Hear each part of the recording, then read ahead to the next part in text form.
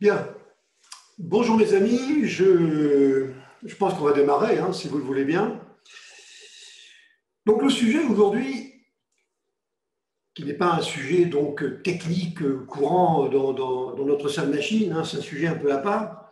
Donc il s'agit de la santé du futur avec le numérique qui est partout, hein. Et donc c'est un sujet tout à fait étonnant parce que il y a énormément je ne sais pas si on peut appeler ça des progrès, parce que vous allez voir tout à l'heure, bon, il y a des choses qui peuvent être tout à fait contestables, hein. Mais en tout cas, il se passe énormément de choses, hein. Et donc, et c'est assez significatif d'ailleurs du monde dans lequel nous vivons, parce que la santé, de manière générale, récupère des progrès effectués dans d'autres domaines, en particulier sur le big data et l'intelligence artificielle. Bien. Mais c'est un sujet très polémique et très différent selon que l'on se trouve en Amérique du Nord, donc au Canada par exemple, ou en Europe. Ce n'est pas la même chose, on n'est pas dans les mêmes systèmes donc, de santé, et c'est intéressant donc, de voir comment tout ça, ça va pouvoir évoluer avec des progrès quand même qui sont assez étonnants. Donc, si vous voulez bien, donc, on va démarrer notre présentation. Donc, la santé du futur, hein, le numérique partout. Qu'est-ce que l'on va suivre comme idée? D'abord, c'est un domaine qui est extrêmement conservateur. Mais malheureusement ou heureusement, la santé ne peut pas rester en dehors donc, du chemin et donc elle va donc, comme je le disais, bénéficier donc, des progrès qui sont effectués dans ce domaine.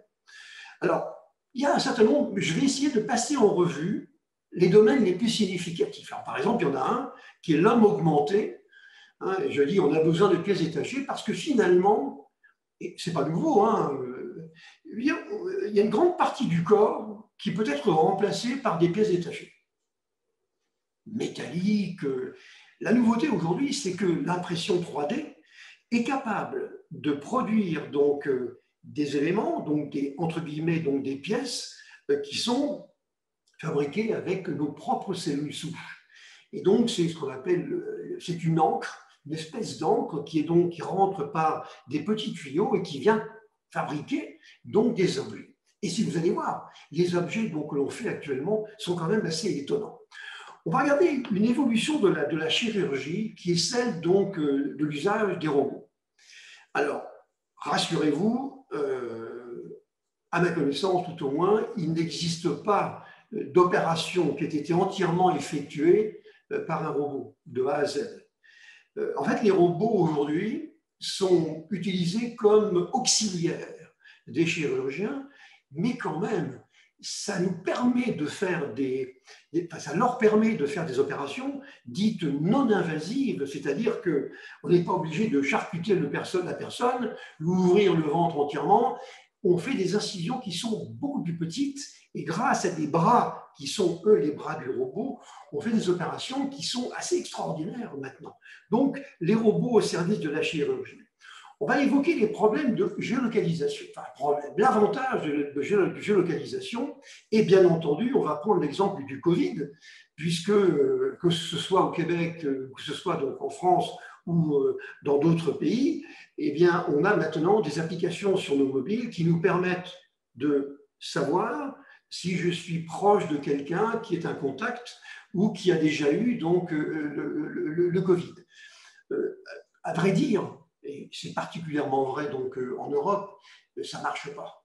Enfin, ce n'est pas que l'application ne marche pas, elle marche bien, mais les gens sont assez réticents que l'on puisse savoir que j'ai eu le Covid, hein, et qu'ils ont eu le Covid. C'est une attitude que je crois très négative, pas bonne du tout, donc je m'en expliquerai un petit peu plus loin. L'une des évolutions fondamentales qu'il va y avoir dans la médecine, ça va être la médecine à distance. On va à marche forcée vers une médecine qui va être pratiquée par des spécialistes qui seront probablement au bout du monde et qui vont intervenir dans des salles d'opération où il y aura un personnel soignant, mais qui ne sera pas nécessairement le chirurgien qui va opérer. Ça, c'est une certitude. Et déjà, aujourd'hui, on le voit avec les robots de type Da Vinci, il y en a plusieurs milliers dans le monde, hein.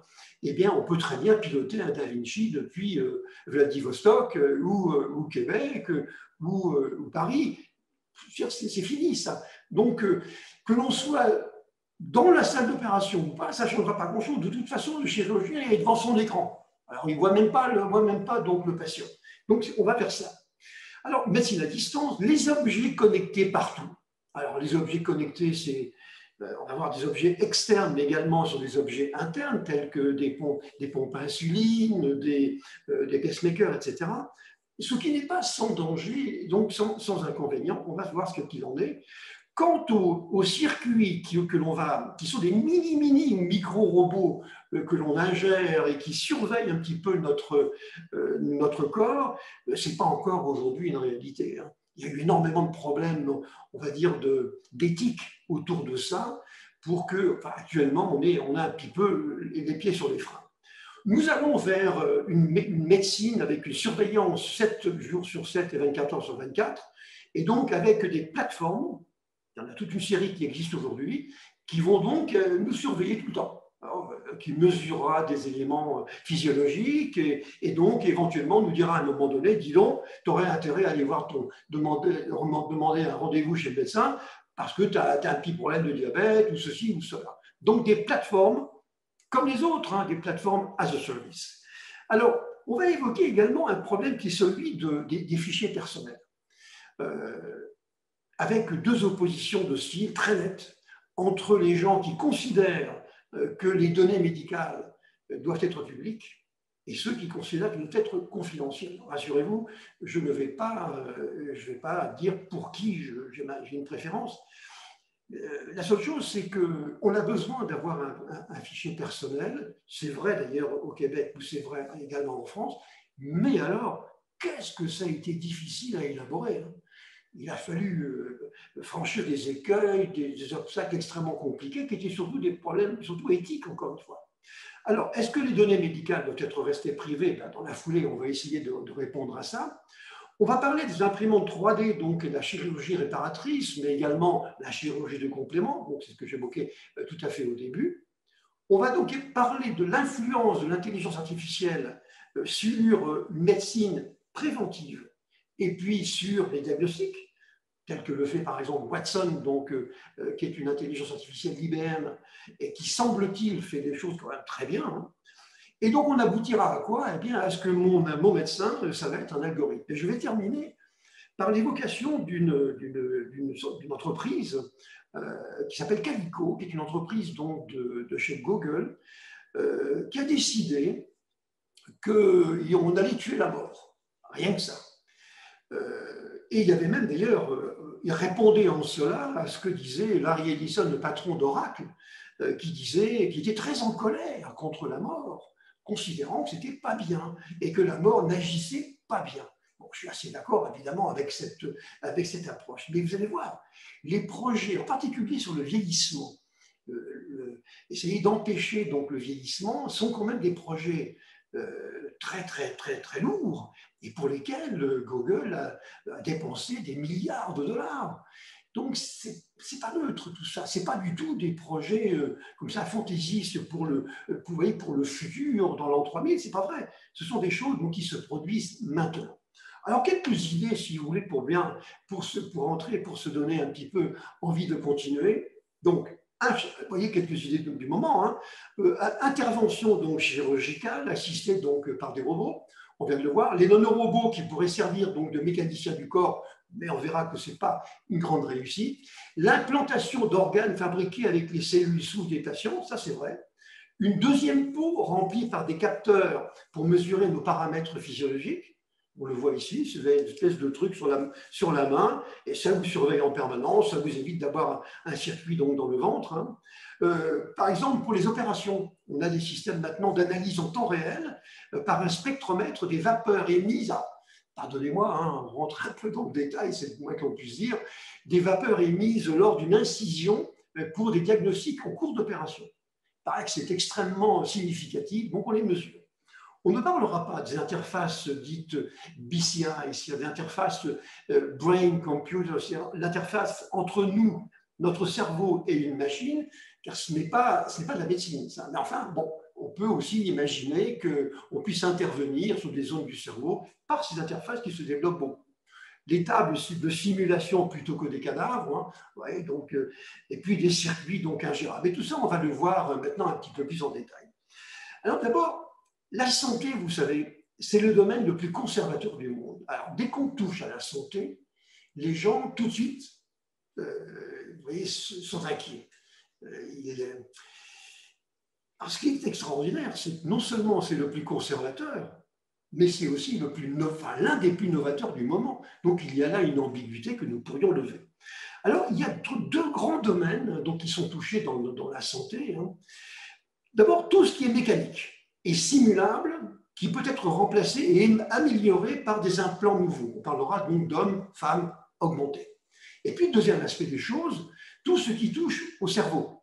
Et à l'intelligence, là par contre, on ne peut pas faire grand-chose. Hein. On ne peut que l'approcher parce que personne ne sait comment un cerveau fonctionne. Hein. On sait localiser donc des fonctions du cerveau, mais pourquoi est-ce que je touche ma souris et je trouve qu'elle est un peu froide? On ne sait pas comment, hein. Mais par contre, on sait où ça se passe dans le cerveau. Alors, on va distinguer trois étapes fondamentales dans l'évolution donc de l'être humain. Grâce à ça, on est passé, si vous voulez, d'une certaine manière, de l'homme biologique tel qu'il a été créé, avec ses qualités donc, et insuffisances. On arrive maintenant à ce qu'on va appeler l'homme bionique, hein, dans lequel les organes défaillants donc, sont remplacés par des implants artificiels. Et puis, il y a des petits malins qui vont beaucoup plus loin et qui disent que la troisième phase va être celle de ce qu'on va appeler le transhumanisme, c'est-à-dire un homme au sens générique, hein, donc homme-femme, et donc qui sera nouveau et amélioré, mais également dans le comportement et du point de vue cognitif. Et au point que les transhumanistes, parmi lesquels le plus connu, les Kurzweil, disent que eh bien, nous serons dépassés par cette tendance, par cette évolution, donc, et que nous allons nous retrouver un peu dans la position du robot, vous voyez, par rapport donc, à cet être humain donc, de demain. Je n'y crois pas du tout, mais bon, on peut très bien imaginer. Ce qui est gênant dans cette affaire, c'est que des personnes extrêmement pertinentes et, on va dire, qui ont un avis très, très intéressant, considèrent que c'est faisable. Alors bon, peut-être qu'on pourra mettre un petit peu d'eau dans notre vin un peu plus tard. Pour l'instant, en tout cas, disons que ce n'est pas possible. Alors, première chose, donc l'homme augmenté. Alors, la télévision britannique a présenté donc ce Rex, c'est ce que l'on voit ici sur la partie droite de notre écran, qui est un être artificiel, un être augmenté. Alors, il faut vous avouer, il ne lui reste plus grand-chose d'original, hein, celui-là. Et ça montre un peu, quand même, tout ce que l'on est capable de faire aujourd'hui. Alors, pas nécessairement avec des imprimantes 3D, hein, mais des fonctions qu'on va pouvoir ajouter. Alors, on parle souvent d'exosquelette, ou de squelette interne. L'idée ici, c'est de copier la nature. Après tout, pourquoi est-ce que certains animaux sont protégés par une structure externe, la coquille d'un escargot, la carapace d'un homard, mais que lorsque je vais me promener dans le Grand Nord du Québec, eh bien, j'ai très froid parce que je n'ai pas de protection. Donc, on peut peut-être s'inspirer donc des animaux, de la nature, pour améliorer d'une certaine manière donc l'être humain. Alors, l'exosquelette, c'est une disposition artificielle qui donc permet d'améliorer donc le comportement d'un individu en l'augmentant. C'est bien pour ça qu'on parle d'homme augmenté, pour lui faire exécuter des tâches qu'il ne pourrait pas faire autrement. Hein, transporter des produits lourds, voyez, se déplacer plus vite, faire le 100 mètres en 5 secondes, vous voyez, ce qu'on ne sait pas faire, hein, réduire la fatigue. Et donc, ça, c'est l'homme augmenté. Alors, le mouvement qui tend à bonifier l'être humain s'exerce dans deux directions. D'abord, pour le soutenir, c'est-à-dire améliorer, voire remplacer certaines fonctions, ou alors pour lui apporter des éléments externes qui n'existent pas naturellement. Vous voyez, tout en restant dans le cadre de ce qu'il sait faire. Mais on lui donne des choses qui peuvent l'aider. Donc, ensuite, les grands axes de développement de cet être, on va dire, bionique, sont bien connus. Les grands axes d'amélioration, c'est quoi? C'est la vision. On est capable de donner une sensation de vue à certains aveugles extraordinaires. Donc, avec des implants rétiniens qui sont placés donc, dans le cerveau. Pour la circulation sanguine, on commence pour certaines fonctions du sang à remplacer le sang naturel par un fluide synthétique. Et des chercheurs, d'ailleurs, se sont déjà attaqués au problème de l'enrichissement de ce fluide synthétique en oxygène et aussi à sa résistance au virus et au vieillissement. Alors, bien sûr, on n'est pas encore arrivé au bout, mais vous voyez quand même l'évolution. Donc, peut-être qu'un jour, on pourrait non pas remplacer le sang complètement, mais peut-être en situation de catastrophe, peut-être pourrait-on, pendant quelques minutes, au moins se faire aider par ça. Il y a aussi tout ce qui est os et articulation. Là, on est dans un domaine qui est de plus en plus connu et qui est bien compris donc des exosquelettes, des structures donc complémentaires. Alors, quand on regarde donc ce personnage donc qui s'appelle Rex, qu'est-ce qu'il a?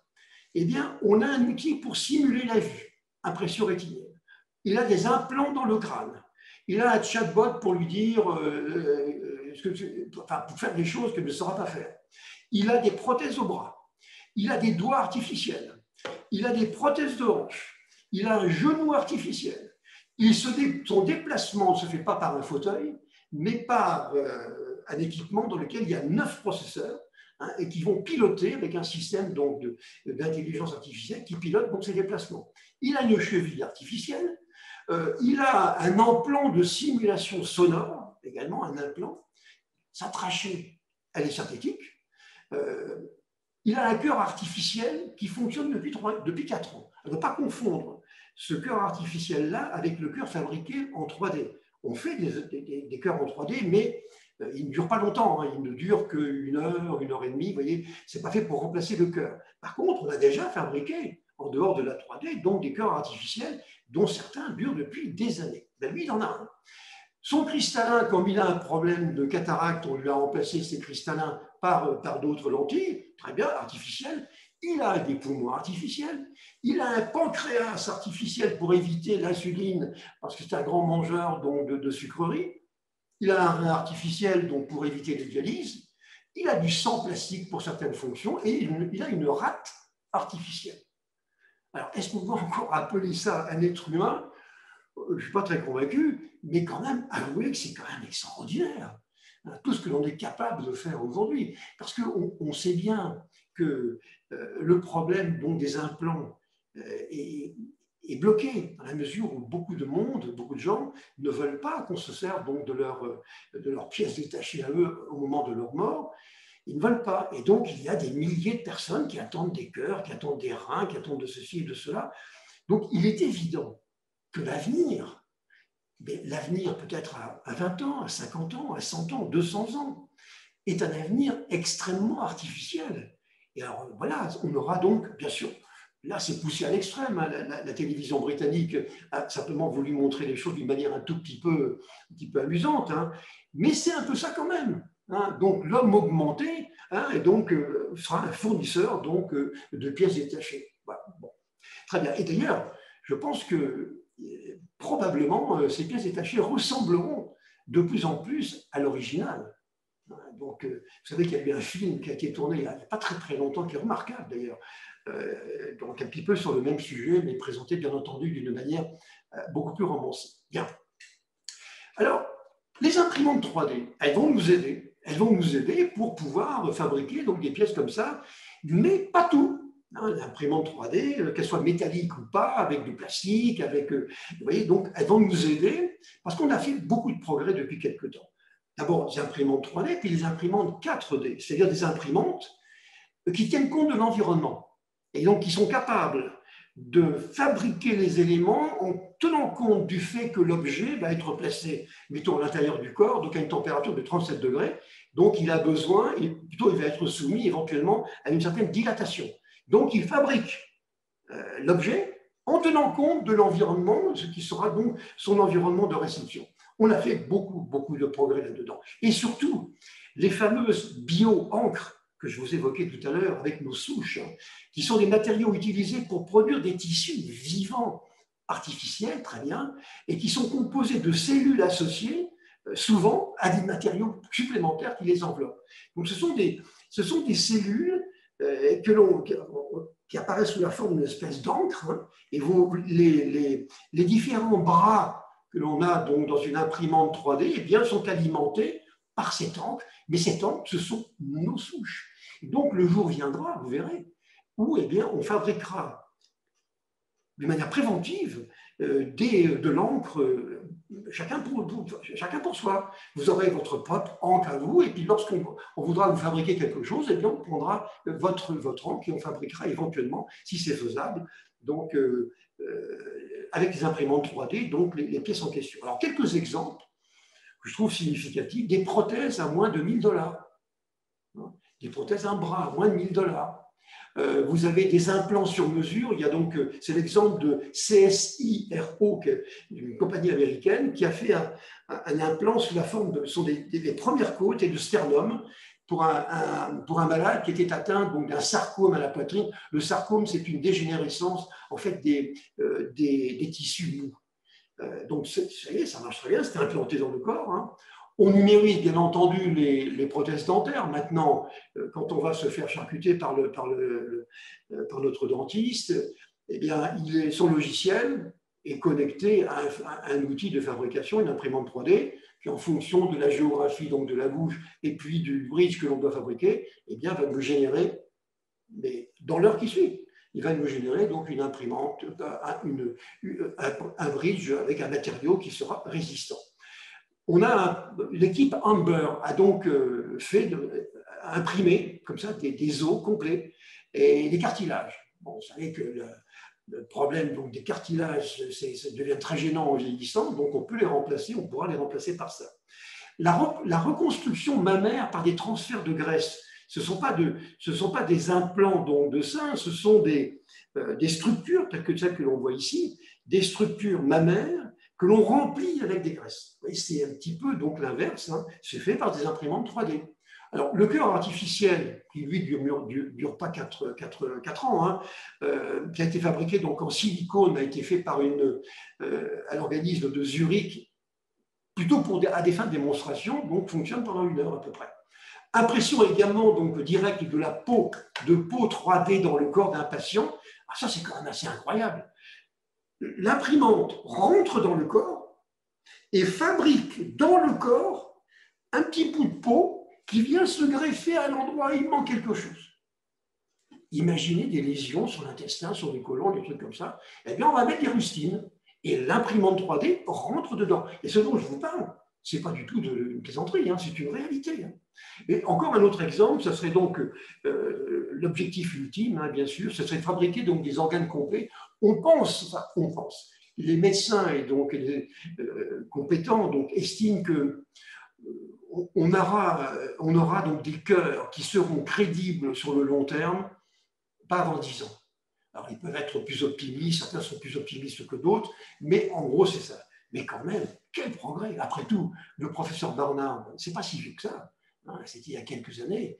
Et en l'espace, c'est extraordinaire. Quand on voit les progrès réalisés par la médecine aujourd'hui, alors qu'elle a été, non pas somnolente, mais depuis Ambroise Paré, depuis Michelangelo, qui était finalement aussi un spécialiste de la santé, tout au moins de certains aspects de la santé, en quelques années, on a fait des progrès absolument hallucinants, ce qui veut dire que qu'est-ce qu'il va y avoir demain? Ça va être encore plus fou.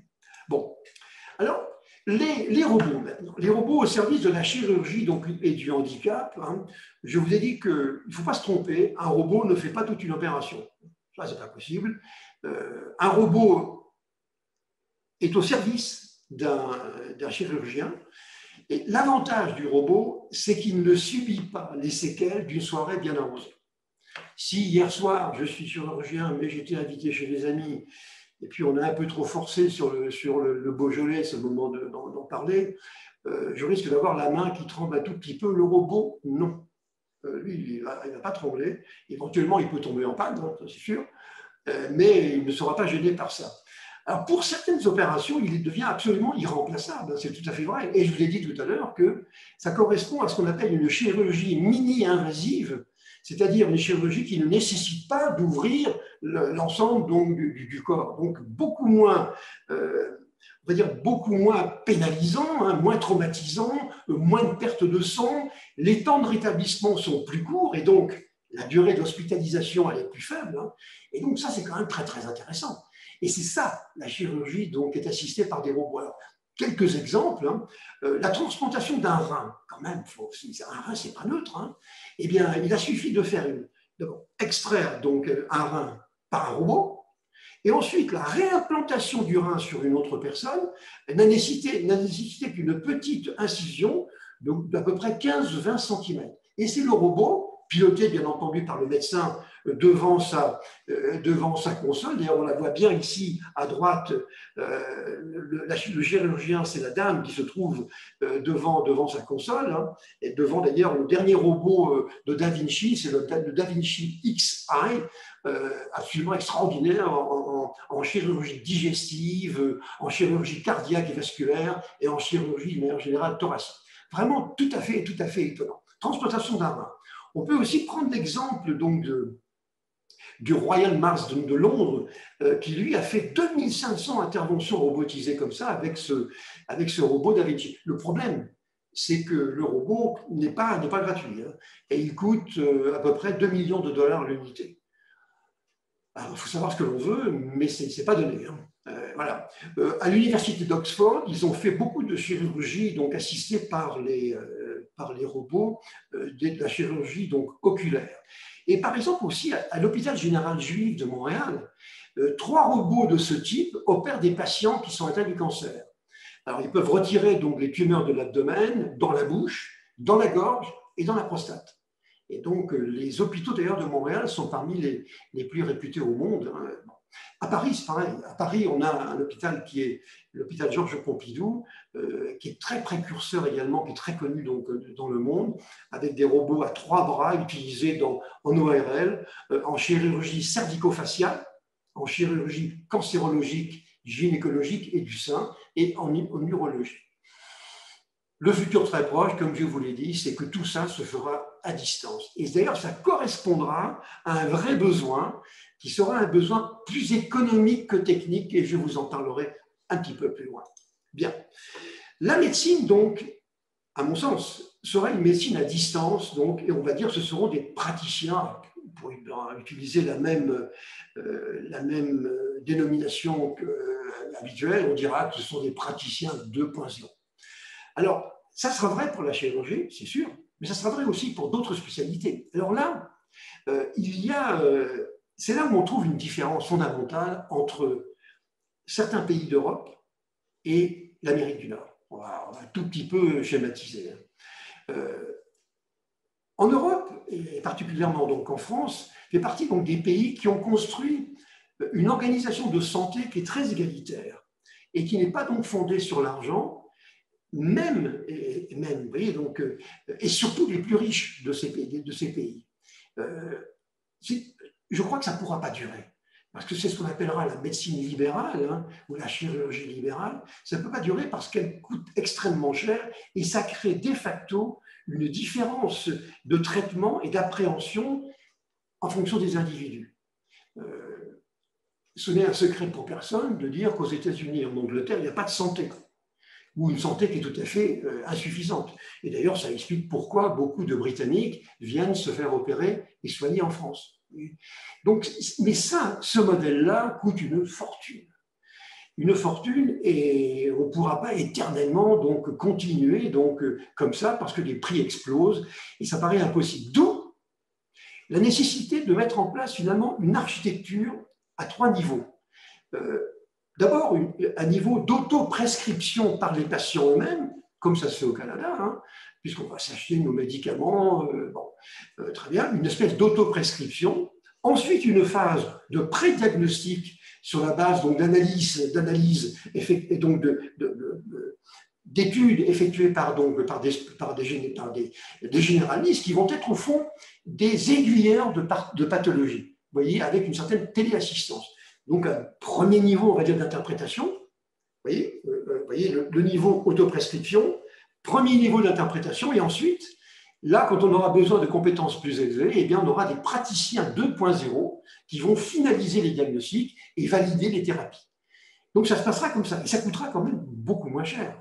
Et le tout se fera donc dans un contexte de télémédecine, hein, donc une forme de pratique médicale à distance qui bénéficie aujourd'hui de tous les avantages des technologies donc actuelles, hein, ce qui est quand même très intéressant, de téléassistance, de télésurveillance, de téléexpertise, de téléconsultation, et puis de régulation donc médicale.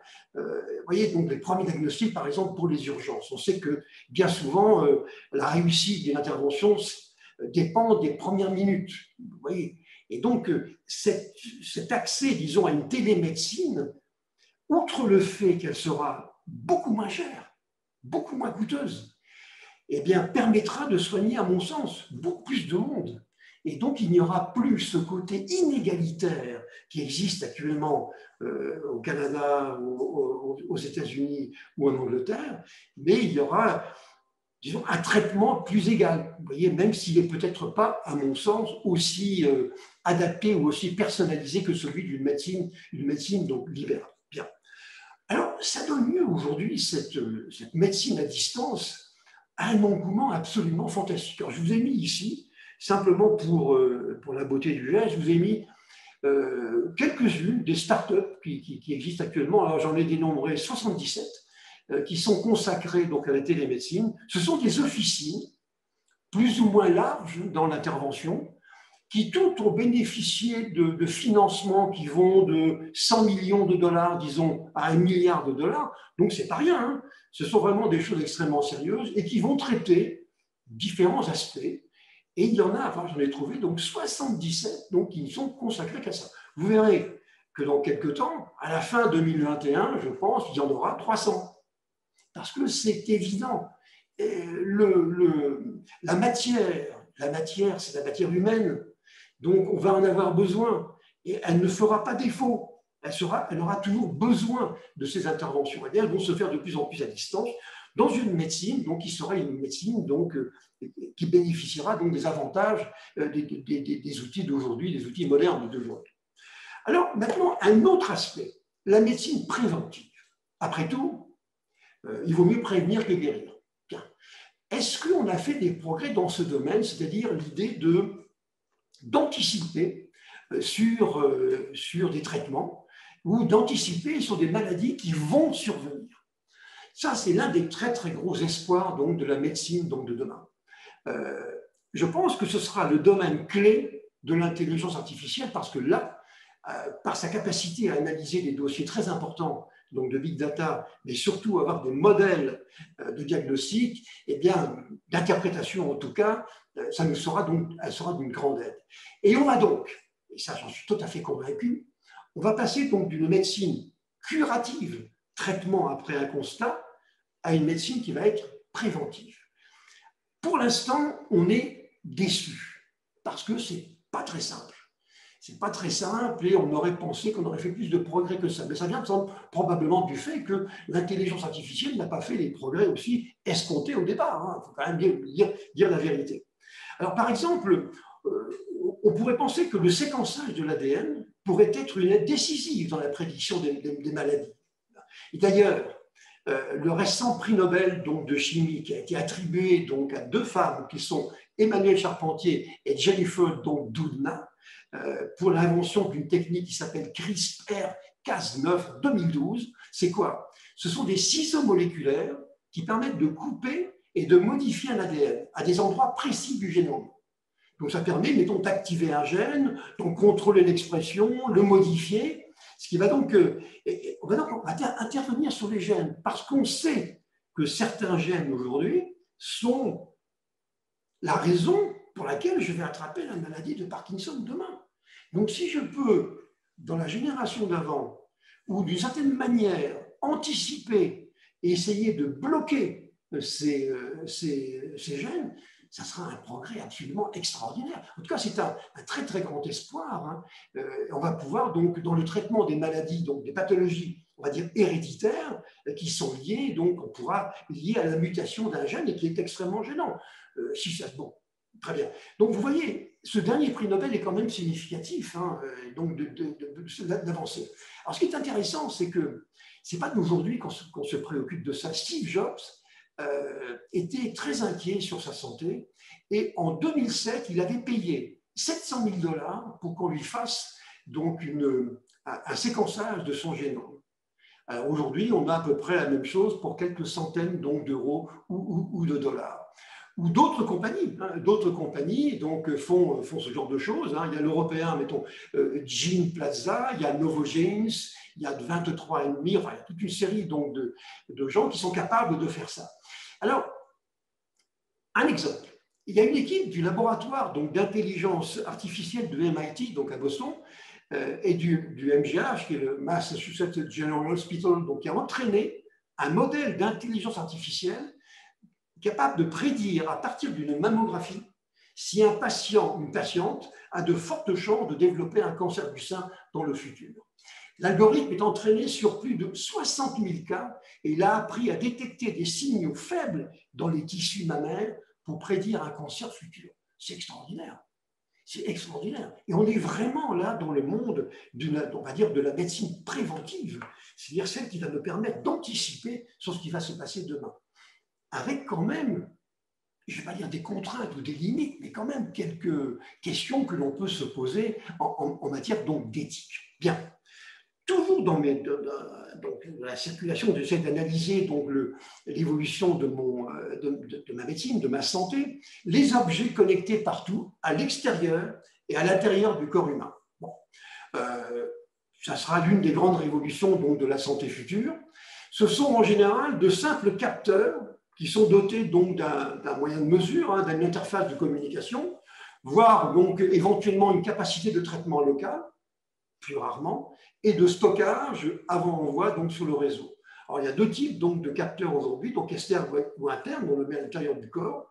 Alors, on trouve aujourd'hui des capteurs qui peuvent nous aider dans le domaine de la santé, dans plein de choses. Dans les mobiles, vous savez qu'il y a 100 000 applications sur les mobiles qui nous aident en matière de santé ou en matière de bien-être. 100 000 applications entre Android et l'iPhone. On trouve ça dans les t-shirts, dans les bracelets, dans les chaussettes, dans les tétines, dans les patchs, dans les bandeaux, dans les brosses à dents, dans le pèse-personne, dans les miroirs des salles de bain. Je vais vous montrer un exemple qui collecte des données automatiquement. Fréquence cardiaque, respiratoire, les taux d'oxygène, déroulement du sommeil, alimentation, etc. C'est une frénésie de mesures. Alors, ils sont capables de communiquer avec des récepteurs externes avec lesquels ils vont interagir, et c'est ça nos anges gardiens. Et ne vous faites pas d'illusions, demain, nous aurons quasiment tous des moyens de surveillance permanente. Ça sera comme ça. Et on aura on sera vous savez, homus connecticus, on sera donc bardé de choses qui vont donc surveiller notre santé. Alors, ici, un petit exemple, c'est l'exemple du Wisey Mirror, donc qui est une glace intelligente. Vous voyez comment ça se passe? Vous vous levez le matin, pas très réveillé, l'œil très embrumé par le dernier cauchemar que vous avez fait, et vous arrivez devant l'œil à moitié fermé, devant la glace. Et je vois, pardon, j'ai un petit souci.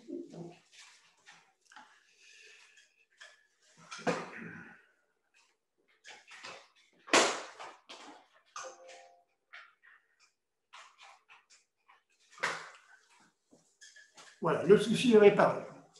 Alors, j'étais en train de dire que vous êtes donc devant votre miroir et le miroir analyse, fait des mesures directement sur vous, simplement le fait d'être devant le miroir. Alors, vous avez toute une série de choses. Vous avez une caméra d'abord qui vous enregistre, vous avez des LED qui vont vous éclairer, des thermomètres à infrarouge, des détecteurs à l'analyse du visage, enfin, et il vous donne un certain nombre d'informations dès le départ. Vous voyez, c'est une espèce de miroir intelligent avec lequel on va interagir. D'ailleurs, on le voit bien sur cette image. Donc, on va interagir avec lui. Et donc, vous voyez vers quoi on va. Donc, même maintenant, les murs se mettent à devenir intelligents. Voilà, donc, les objets connectés partout. La géolocalisation, je suis moins convaincu. Alors, j'ai pris comme exemple, parce que la géolocalisation, c'est une technologie informatique, et donc qui peut être utilisée également pour la prévention. On va prendre l'exemple du Covid. Alors, je disais tout à l'heure que des pays ont développé donc une application, mais ça n'a pas été vraiment une grande réussite, qui donc sont fondées sur la géolocalisation.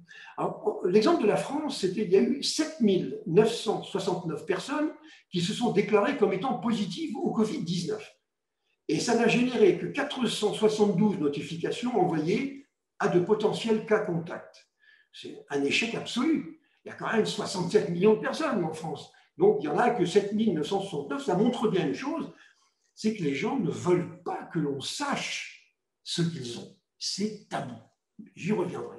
Alors, le gouvernement français a lancé donc une nouvelle application maintenant, un peu plus informative, mais qui n'est pas une réussite éclatante, hein, c'est certain. Bon, la géolocalisation, par ailleurs, en dehors du Covid, a de nombreuses autres applications. D'abord, le suivi, par exemple, des personnes atteintes de la maladie d'Alzheimer, qui ne savent plus où elles se trouvent. La localisation des patients et aussi des personnels soignants et des équipements dans une grande structure médicale. Quand on voit des hôpitaux comme ceux qu'on évoquait tout à l'heure, ça fait des hectares, c'est énorme, on ne sait pas où sont les gens. Et donc, la géolocalisation peut nous aider pour ça. Alors, les avantages que certains contestent aujourd'hui, bon, ce sont ceux-ci. Hein. La géolocalisation rassure les patients et leurs familles, pour qui c'est souvent une catastrophe de devoir suivre donc, les personnes. Elle réduit l'usage des médicaments pour les patients qui sont désorientés, condamnés donc à être sédentarisés. Ça donne plus de sérénité pour le personnel soignant, dont la fonction est le soin et pas la surveillance. Et vous diront tous la même chose. Elle facilite le travail donc, du personnel soignant en lui permettant donc, de retrouver beaucoup plus vite et facilement les matériaux dont ils ont besoin. Il paraîtrait que les infirmières marchent entre 2,5 et 18 km par jour. Alors, 18 km, ça me paraît quand même beaucoup, mais bon, elles doivent être des infirmières un peu sportives. Hein. Donc, 18 km par jour, quand même assez extraordinaire. Donc, elles ont besoin d'accéder à des informations, où sont les malades, où sont les équipements, où sont les infirmières, où sont les médecins, et la géolocalisation donc, est une chose très, très, très, très utile. Alors, j'en viens maintenant donc, à la grande question donc, des circuits internes et des puces sous-cutanées. Alors, vous savez, on a évoqué il y a un instant donc, les circuits qui sont à l'extérieur du corps, mais disons qu'on voudrait, enfin, on s'équipe aussi de matériaux, de produits qui sont installés dans le corps. Alors, il y a des gens qui sont pour et des gens qui sont contre. Alors déjà, il y a eu une première tentative, ça se passait donc dans les années 2000, entre les années 2002 et 2010, une compagnie qui s'appelait Uplight et qui avait proposé c'est une espèce de puce électronique qui était relativement grosse d'ailleurs, plusieurs grains de riz, et qui était injectée avec une seringue un peu particulière et un peu trop grosse d'ailleurs. Malgré donc, toutes les promesses qu'avait données Uplight, vous voyez, ça n'a jamais marché. L'idée étant qu'elle comportait, donc, cette capsule, elle comportait donc, un identifiant sur 16 caractères donc, qui permettait d'accéder à des professionnels de santé à un dossier médical numérique. Alors maintenant, ce n'est plus nécessaire, mais à l'époque, c'était quand même quelque chose qui était quand même intéressant. Alors, ça avait trop d'inconvénients parce qu'on savait qu'on pouvait géolocaliser et surtout, on pouvait transformer ce VE chip, ça n'a pas été fait, mais on aurait pu le faire. On pouvait le transformer en espèce de bombe à retardement avec la possibilité d'envoyer soit des rayonnements, soit des produits nocifs. Et ceci étant pilotable à distance, voire même depuis un satellite. Je ne vais pas vous faire un dessin, vous imaginez vraiment ce que ça pourrait entraîner. Par ailleurs, alors les pompes à insuline, les pacemakers et autres défibrillateurs ne sont pas sans inconvénients. Et par exemple, sur le pacemaker, ce sont des équipements qui sont très faciles, qui sont, disons, à câble, parce qu'ils sont mal protégés. Si vous voulez, la préoccupation numéro 1 des chercheurs dans le domaine de la santé, ce n'est pas de se protéger contre les criminels. C'est fait pour le bien des gens. Et évidemment, donc, ce sont des équipements qui ne sont pas très bien, très bien protégés. Alors, Je vais vous donner un exemple hein, qui a été, c'est un chercheur qui avait fait ça. Il s'était procuré donc des données confidentielles, donc des porteurs de stimulateurs cardiaques d'une grande marque, qui d'ailleurs, on retrouve un peu son nom assez souvent. Hein. Et le chercheur, ce qu'il avait fait, c'est qu'il avait implanté donc un malware dans le pacemaker. Et à distance, il était à peu près à une dizaine de mètres, et bien, uniquement avec son portable, il a envoyé plusieurs décharges à 830 volts. Alors, heureusement, le pacemaker était posé sur la table, mais s'il avait été dans le corps, la personne était morte. Donc, ça montrait que c'était quand même relativement facile à faire. Vous voyez. Alors, il n'y a pas eu de cas d'attaque de ce genre. Pourquoi? À mon avis, c'est relativement simple. Parce que, on va dire, l'intérêt est assez réduit. On va tuer une personne. Et pour tuer cette personne, il faut mettre en œuvre quand même des moyens qui sont pas évidents et qui nécessitent quand même une technologie et une compétence qui est très au-dessus de la normale. Et ce n'est pas pour gagner de l'argent, c'est pour tuer une personne. Alors, je ne dis pas que ça n'arrivera pas, mais en tout cas, puisque c'est faisable.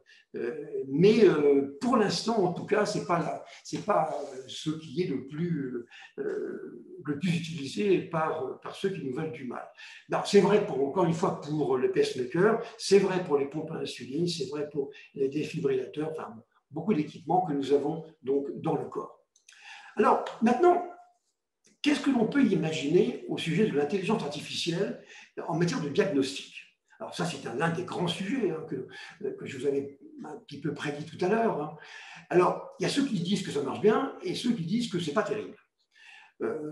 IBM, lui, dit que ça marche très bien. Et il avait donc lancé, c'était en 2016, vous voyez, donc mais déjà on a un recul de 4 ans là-dessus, un algorithme d'intelligence artificielle qui s'appelle donc Watson, hein, du nom du créateur d'IBM, qui avait permis de sauver donc une patiente japonaise de 60 ans.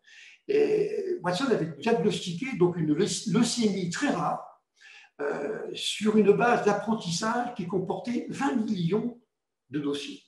Alors évidemment, si c'était un être humain qui avait dû le faire, eh bien dans quelques milliers d'années, il y serait encore. L'algorithme Watson détecte un cancer de la peau dans 90% des cas. Là où un colloque, on a comparé, hein, avec un colloque des meilleurs spécialistes du sujet n'arrive qu'à 85%, pas très loin. Lorsque ces mêmes cancérologues très spécialisés se servent du diagnostic de Watson, ils atteignent 95% donc de détection. Alors, maintenant, l'opposition dit que c'est compliqué d'établir, donc, on va dire, des big data sur des dossiers de patients. Pourquoi? Ils disent que 80% des données qui viennent de l'historique d'une thérapie appliquée à un patient ne sont pas applicables pour la même maladie sur un autre patient. Donc, ça, quand même, limite la portée donc, de cette solution. Cela dit, grâce à l'intelligence artificielle, on est aussi capable de faire une distinction entre ce qui est susceptible de ne pas être, disons, duplicable et de ce qui ne l'est pas. Vous voyez, donc, tout ça, bon, mais pour l'instant, il y a encore une opposition entre les deux. Alors, l'intelligence artificielle, d'une manière plus générale, hein, elle a apporté donc 2 types de services en matière de diagnostic.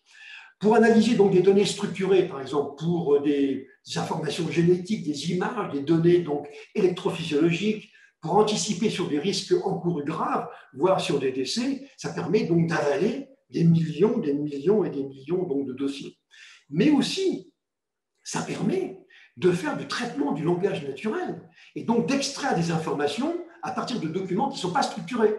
Des publications médicales, des actes de symposium, des notes, etc., de manière à mettre à jour nos connaissances. C'est une espèce d'énorme banque de données avec laquelle les praticiens vont apprendre et apprennent aujourd'hui donc à dialoguer. Je pense que c'est très intéressant et évidemment, ce service est disponible donc sur le cloud. L'intelligence artificielle aujourd'hui est particulièrement efficace pour les maladies du système nerveux, pour les maladies cardiovasculaires et puis les cancers. Bon, ouais, donc elle est aussi très efficace en analyse donc, des documents et images numériques, les tomographies des poumons, les électrocardiogrammes, les images donc, de résonance magnétique, le classement des lésions de la peau, etc. On peut faire des choses vraiment très intéressantes, mais également donc, développement plus rapide donc, des médicaments. Alors là, ça nous pose la question du Covid. Curieusement, donc on n'est pas à la fin 2020, que déjà on a 3 ou 4 vaccins qui apparemment seraient, avec un taux de réussite assez élevé, capables de nous protéger. Il est évident, mais personne n'a communiqué là-dessus, il est évident que l'intelligence artificielle a joué un rôle important. Il est probable que sans intelligence artificielle, on n'aurait pas débouché avant 3 ou 4 ans. Mais grâce à elle, grâce au traitement du big data, on a pu faire un tri, sans doute, tout au moins c'est comme ça qu'on interprète les choses, entre ce qui permettait donc d'anticiper, à partir par exemple de vaccins qui existent déjà. Hein. Donc c'est quand même un exemple qui probablement sera donc validé dans quelques temps lorsqu'on aura un petit peu plus de recul sur les choses. Alors, les fichiers personnels, ça fait partie également du monde médical hein, et du monde de demain. Ça par contre, ce n'est pas la grande question des 20 prochaines, mais des 20 dernières années. C'était le dossier médical dans lequel il y a tout ce qu'il doit y avoir concernant la santé d'un individu. Là, on a une valse hésitation entre la mise à disposition des données santé pour les professionnels et le droit à l'anonymat. Alors, je prends 2 exemples. Au Québec, on a donc le dossier, le fameux DSQ, qui est le dossier Santé Québec, qui est donc un outil provincial sécurisé qui permet de collecter, conserver et consulter des informations médicales. L'accès direct est autorisé aux professionnels, donc, qui accèdent donc à certains renseignements, mais pas à tout, quel que soit l'endroit où on se trouve. Hein. Ça permet d'avoir des interventions plus rapides en cas d'urgence, meilleure gestion donc, des prélèvements et des examens, ajustement optimal donc, de la médication par le partage de l'historique des médicaments et des résultats, meilleure collaboration professionnelle. Le carnet de santé du Québec est différent. Lui, il comporte des données qui viennent du DSQ, mais permet aussi d'accéder donc, à certains services. Le Québec a été l'un des pays les plus en avance, les plus moteurs dans le domaine, donc, même si ça n'a pas toujours été facile. Mais par rapport à d'autres pays, dont la France, le Québec avait beaucoup d'avance. En France, on a donc le DMP, le dossier médical partagé, avec dedans, pareil, hein, des comptes rendus hospitaliers radiologiques, des résultats d'analyse de biologie, les antécédents, les allergies, donc les actes importants qui ont été réalisés et les médicaments qui ont été prescrits ou délivrés. Bon, alors maintenant, on y est, et je crois que c'est une bonne chose. Mais la question, bien sûr, est posée, et je vous la pose. Est-ce que ces données médicales doivent rester privées? Alors, je dis, il y a ceux qui considèrent que ce sont des données personnelles, et le RGPD, le Règlement général de protection des données, va dans ce sens, parce que la divulgation pourrait avoir donc des conséquences graves sur la santé mentale des personnes, ou entraîner donc la divulgation, la discrimination donc, des employeurs. Puis il y a les tenants d'ouverture. Eux, ils disent que les données médicales ne sont plus personnelles à partir du moment où elles mettent autrui en péril. Ce qui est d'ailleurs valable également pour les données judiciaires. Alors la tendance aujourd'hui, on va dire fin 2020, c'est à la diffusion des données médicales, ce qui heurte, c'est vrai, la législation de beaucoup de pays, mais également la conscience des individus. Parce que le problème, si on divulgue tout ça, eh bien, ça sera de contrôler les flux. Et ça ne va pas être simple. Avec des capteurs qui sont répartis partout, notre interaction avec des récepteurs dans notre environnement, je vais effectivement avoir, disons, des flux importants qui vont se produire et que j'aurai bien du mal donc, à contrôler. Je pense même que ça sera une mission impossible. Je pense que dans le futur, dans les années qui viennent, enfin, on prendra des décisions qui vont être décisives et que les cadres légaux vont devoir s'adapter. Je suis convaincu que tout ce qui concerne les données personnelles, quels que soient les pays, ne sont pas adaptés aujourd'hui aux données médicales. Elles sont... ça part d'un bon sentiment, je ne dis pas le contraire, mais elles ne sont pas adaptées. Et donc, il va falloir que les cadres législatifs puissent s'adapter. Alors, je peux donc donner un petit peu la tendance, on va dire, plus générale, qui est assez caractérisée par ce qu'on appelle les biohackers. C'est quoi? C'est une nouvelle tendance donc, de praticiens, mais d'ailleurs pas seulement de praticiens, qui ne supportent plus la frilosité de la médecine actuelle, en particulier dans ce domaine de la protection des données donc, médicales. Et donc, eh bien, ils trouvent des techniques aujourd'hui, des moyens. Vous voyez, donc Ils ne veulent plus être bloqués par les contraintes de symptomatologie, d'hyperspécialisation, de focalisation sur la chimie des médicaments qui peuvent être, comme le disent les médecins, extrêmement gênants et qui refusent les méthodes alternatives. Les biohackers, eux, veulent pouvoir prendre le contrôle de leur santé et des méthodes, et pour ça, il faut divulguer. Tout le monde sera concerné, et pas seulement donc les personnes médicales. L'objectif, avoir un meilleur cerveau, une meilleure santé. On veut guérir ou éviter donc les maladies de civilisation telles que les Alzheimer, les cancers, les maladies auto-immunes qui viennent donc des dysfonctionnements donc du système immunitaire par des méthodes qui sont non conventionnelles. Pour eux, la notion de privé n'existe pas. Et quelque part, on peut les comprendre. On peut les comprendre. À partir du moment où vous avez le Covid, que vous ne le dites pas parce que ça vous gêne de le dire, eh bien, vous avez un acte qui est absolument inadmissible. Il faut le dire d'abord parce que le Covid n'est pas très mortel, hein, ce n'est pas une maladie très dangereuse, mais il faut le dire. Et même d'ailleurs si on a quelque chose de plus grave. Les données médicales, c'est un peu comme les données judiciaires, elles ne nous appartiennent plus à partir du moment où elles interagissent avec les autres. C'est tout au moins ce que pense cette tendance du moment qui est celle donc des biohackers. Bien, alors on va se dire au fond, pour terminer, ça nous amène donc à la fin de notre présentation. Donc, mon médecin, demain, mon praticien, ben, ça sera peut-être un algorithme. Hein. Alors, bien entendu, c'est une affaire de génération et de pays. Moi, je connais plein de gens un peu âgés qui disent c'est pas possible, de complètement tomber sur la tête, et c'est absolument impensable.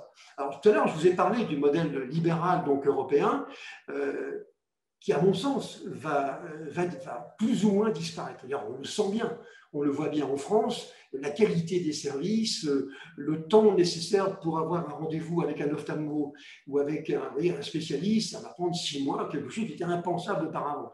Et on sent quand même qu'il y a une évolution vers un autre modèle, qui est un modèle plus anglo-saxon, mais qui va utiliser donc toutes ces technologies dont on parle à peu près donc, depuis une heure. C'est quelque chose qui, à mon sens, va se passer comme ça. Donc, mon médecin, pour répondre à la question, ne sera pas uniquement un algorithme, mais des professionnels qui vont s'appuyer sur des algorithmes.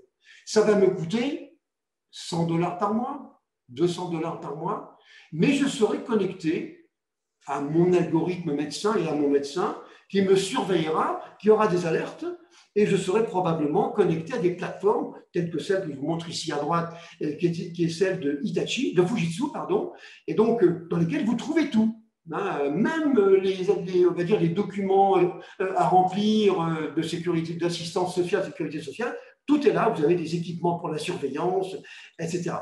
Mais quand même, il ne faut quand même pas oublier que d'abord, c'est gênant pour ceux qui ont pratiqué cette médecine libérale, et puis ça va trop vite pour certaines générations. Il y a des personnes âgées qui se disent, mais ils sont totalement tombés sur la tête, et je suis plus soigné, je ne peux pas faire confiance à un algorithme, à une machine. Mais je pense que ça va être, c'est comme les avions, exactement comme les avions. Un pilote n'est pas fiable, il n'est pas toujours fiable. Un algorithme embarqué dans un avion sera beaucoup plus fiable qu'un pilote. Maintenant, dire à quelqu'un, vous montez dans un avion sans pilote parce qu'il y a un algorithme, il vous dira non. Et pourtant, c'est beaucoup plus sûr que s'il y avait uniquement un pilote. C'est la même chose. Et on est donc dans le même contexte. Donc l'algorithme, pour l'instant, est une aide, mais qui choque profondément donc beaucoup de nos concitoyens. Alors pour terminer, je voulais finir avec ça. Je trouve ça quand même assez incroyable. Donc, Larry Ellison, donc, comme je vous le disais en introduction, d'Oracle, a dit qu'il était très en colère contre la mort parce que ça ne va pas du tout. La mort n'est pas prévisible. Qu'est-ce que ça veut dire? Moi, Larry Ellison, je dois pouvoir tout prévoir. Alors, je vais vous parler de la société, donc de la compagnie Calico, qui est une société donc, de biotechnologie qui a été fondée en 2013 par Google. Dans le complexe, vous savez, ils ont un complexe secret, donc Google Axe Lab, donc, pour lutter contre le vieillissement et tuer la mort. Alors, c'est pas compliqué, c'est ça. Vous voyez, d'ailleurs, c'est ce qu'on voit d'ailleurs sur l'image, donc ici à droite, en bas, vous voyez, to kill the death. Donc, on veut tuer la mort. Bien sûr, c'est un argument commercial, mais quand même, ça veut dire ce que ça veut dire.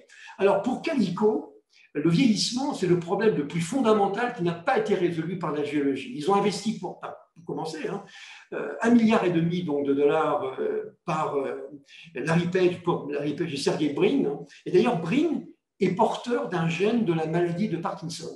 Et donc, il est particulièrement motivé pour ça. Et ils se sont associés pour cette opération avec le géant pharmaceutique AbbVie, dans lequel ils ont embauché le prix Nobel donc, de Cynthia Kenyon, qui a découvert le premier gène de vieillissement. C'était en 1993, donc il fait partie de l'équipe maintenant. Alors, quelques pistes étudiées pour rallonger donc, la durée de vie donc, des individus qui, a priori, ne devraient pas dépasser 125-130 ans.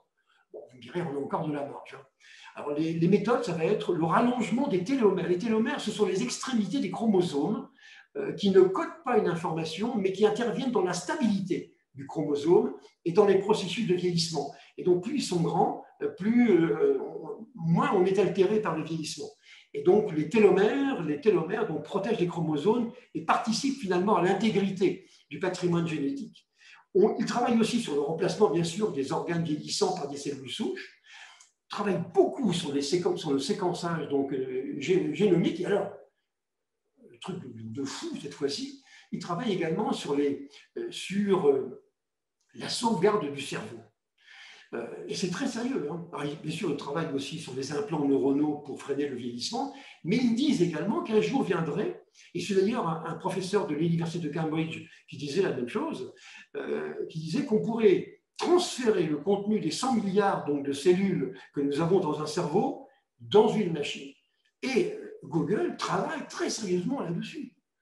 Donc vous voyez donc ce qu'est finalement cette santé donc, de demain. Elle est complètement extraordinaire. L'homme augmenté, l'intelligence artificielle, une médecine préventive. Vous voyez donc toutes sortes de techniques qui vont permettre donc de retarder le vieillissement, de mieux comprendre. C'est quelque chose de fantastique. Et ça se fait depuis 25-30 ans. Je vous donne rendez-vous dans 100 ans. Je veux dire, si on réécoutait la présentation que je vous ai faite aujourd'hui, les gens diraient « mais il est complètement malade, il n'a rien compris aux possibilités du progrès de la médecine ». Bon, mais pour nous, ça va peut-être un petit peu trop vite aujourd'hui, donc je fais avec ce que je peux. Voilà ce que je voulais vous dire donc, sur cette évolution donc, du numérique, de la médecine numérique. J'attire votre attention sur un point, c'est que donc, vendredi prochain, on se retrouvera sur la transformation digitale à laquelle je ne crois pas une seconde. Et on finira donc l'année avec deux sessions qui vont être très amusantes, vous allez voir. D'abord, un panorama des architectures globales donc, du système d'information.